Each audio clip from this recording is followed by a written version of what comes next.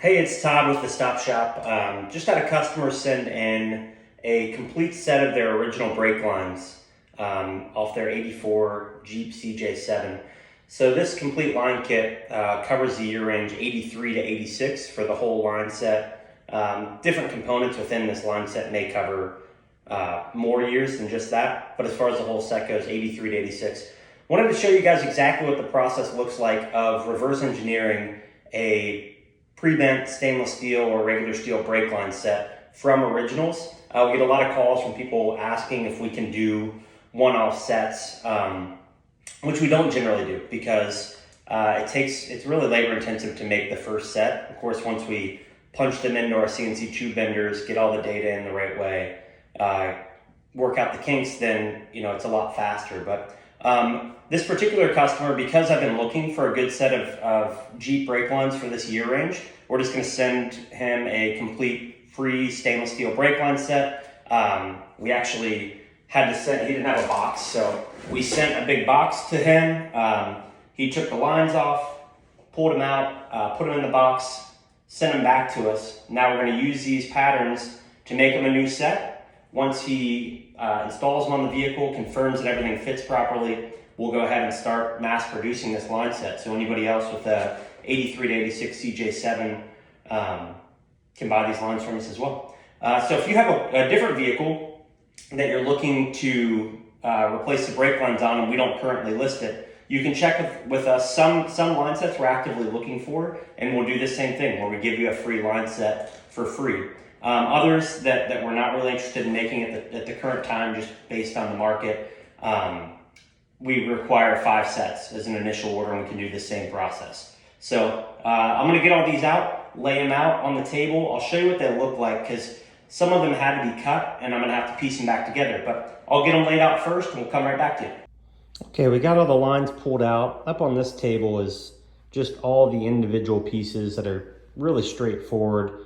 Some of them have the fittings taped to the end because as he was trying to get them out, they broke off. But all really straightforward, not gonna have any trouble there. And also was able to, these are both 3-piece lines. So there's a brake there. Actually, there are 2 brakes in both of these lines, but they were marked well enough that I could put them back together with the right orientation. Have to get some adhesive. We have some different ways of reconnecting lines, but gonna have to get them really tightly put back together so I can measure. We'll move on to the next step now that we've got it reassembled. Get super glue and put it on, and then glue something into the super glue to help it To hold the 2 brake lines together? Yeah. Okay. All right, we've got one of the 2 lines that runs from the master cylinder down to the proportion valve pulled off here. We're going to take that over to our Absolute Arm 8335 articulating measuring arm from Romer, which is so choice.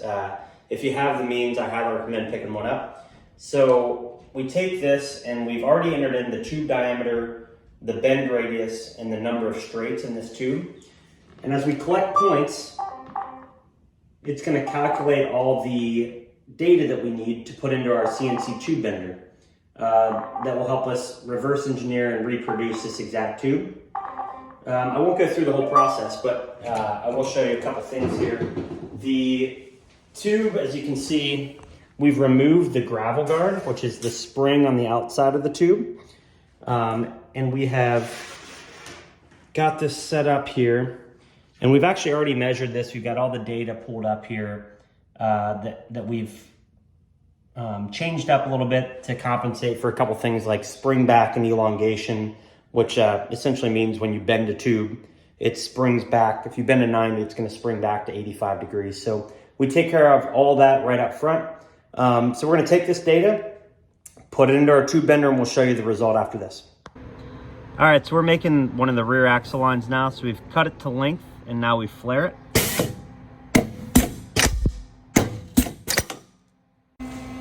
All right, just to show the tube bending process, we've got one of the 3/16 rear axle lines ready here on the CNC bender.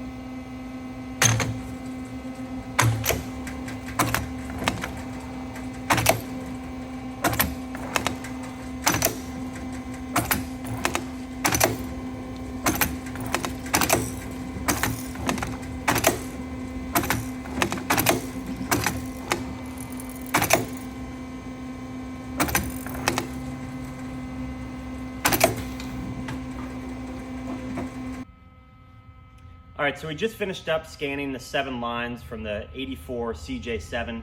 I think they came out fantastic. We used our laser measuring arm to measure all of them. But keep in mind, we're working with original patterns here. So they have to be pulled off the vehicle, shipped to us. We measure that part. So if there are little bends and pieces that are slightly off, they can be tweaked right back into place. But I think they came out amazing. I'll go ahead and take you through them all here. So first off, we've got this line here is the 1/4 inch line that runs from the master cylinder down to the proportioning valve. This is the 3/16 line that runs from the proportioning valve to the master cylinder also.